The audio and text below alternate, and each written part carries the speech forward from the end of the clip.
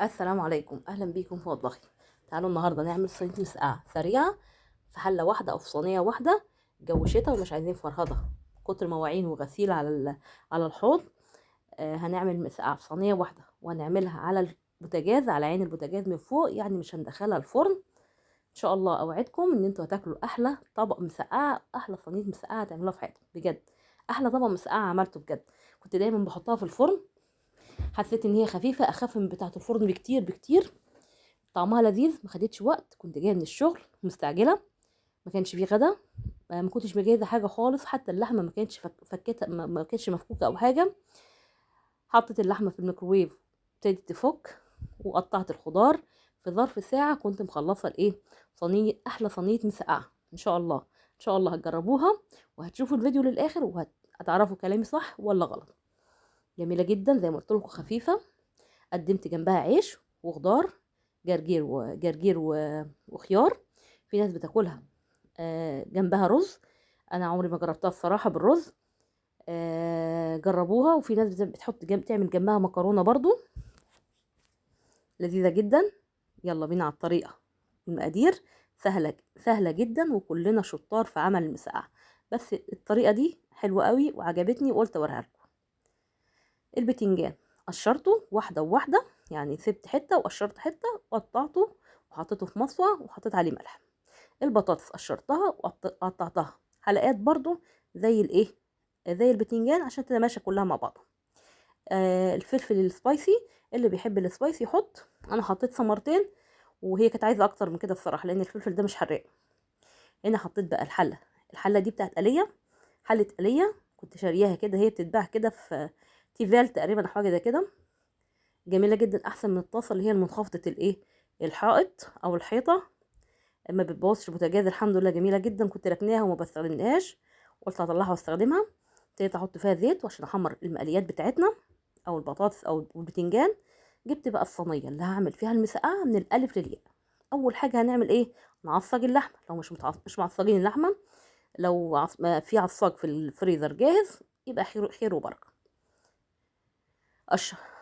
قشرت بصلايه وقطعتها زي ما انتوا شفتوا كده، ونزلت عليها بنص كيلو من اللحمه. كنت فكيته في الميكرويف زي ما قلت لكم، واسيبهم يتعصجوا مع بعض.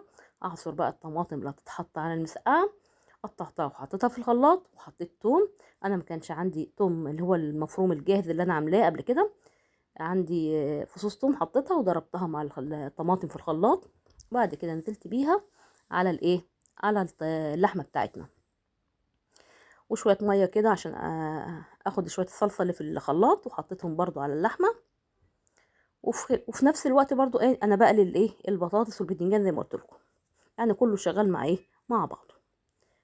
كنت هنا خلصت البطاطس، وبعد كده هنزل بالفلفل، واخر حاجه هننزل بالايه، بالبتنجان. الفلفل مش متحمره قوي، يعني مجرد تتبيله كده في الزيت، يتدبل يدبل في الزيت. اللحمه المعصجه بتاعتنا هنتبلها بالبهارات العاديه بتاعتنا بدون اي افتكاسات، عباره عن فلفل اسود، ملح طبعا حسب الرغبه، شويه كزبره ناشفين، شويه كمون، معلقتين من الخل الابيض، ومعلقه سكر، دي ما تصورتش، معلقه سكر صغيره عشان تعادل حموضه الطماطم، ومعلقه معجون طماطم عشان نعزز اللون الايه، الاحمر بتاع الصلصه. نقلب الخليط ده كله مع بعضه ونسيبه يتسبك ويتقل، واللحمه تستوي كمان اكتر ما ايه، ما مستويه. بس نظبط ملحنا الاول قبل ما ايه، قبل ما نسيب الخليط يستوي على الايه، او يتسبك على النار. خدش وقت مني 10 دقايق وكان اتسبك معايا، واداني اللون الجميل ده، والبتنجان كان خلص كمان. ابتدي بقى ارص البتنجان والبطاطس بالتبادل او عشوائي زي ما انتوا عايزين. انا كنت شويه من كده وشويه من كده. الاول المفروض احط البتنجان المقلي، الفلفل المقلي، كنت نسيته. نزلت بيه برضو بعد كده، وبعد كده ابتديت اكمل رص للبتنجان والبطاطس بالتبادل العشوائي اللي يعجبكم. عايزين تعملوها في صينيه دائريه اللي يعجبكم، عايزين تعملوها في طاسه برضو، لو عايزين تدخلوها الفرن بعد كل ده اللي يعجبكم. بس صدقوني، والله والله اخف من المسقعه اللي بتبقى في الفرن.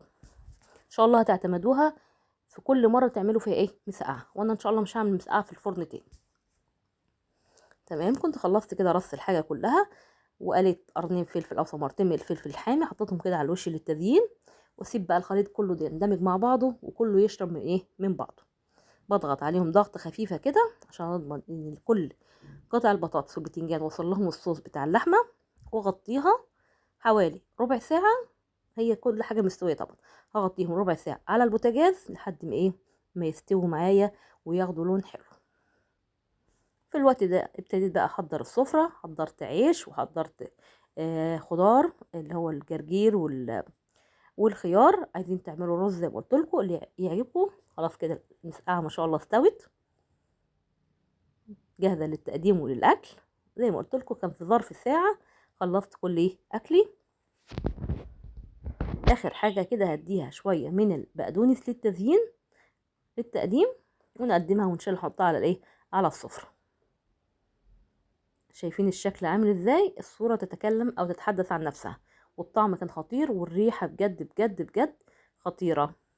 الصينيه دي هتتنسف، جميله جدا. خلاص كده سفرتنا جاهزه وغدوتنا جاهزه. جربوا المسقعه بالطريقه دي وان شاء الله هتصدقوني وهتعرفوا ان انا بتكلم كلام مظبوط ان شاء الله. تعالوا شوفوا الجمال، لوحه فنيه زي ما قلت لكم، سهله جدا وبسيطه. غدوه في حله واحده، ما كترناش مواعين في الاستخدام. ما خدتش وقت في التسويه، ساعه واحده وخلصنا غدانا. جربوها وان شاء الله تعجبكم، وان شاء الله اشوفكم في فيديو جديد. باي باي.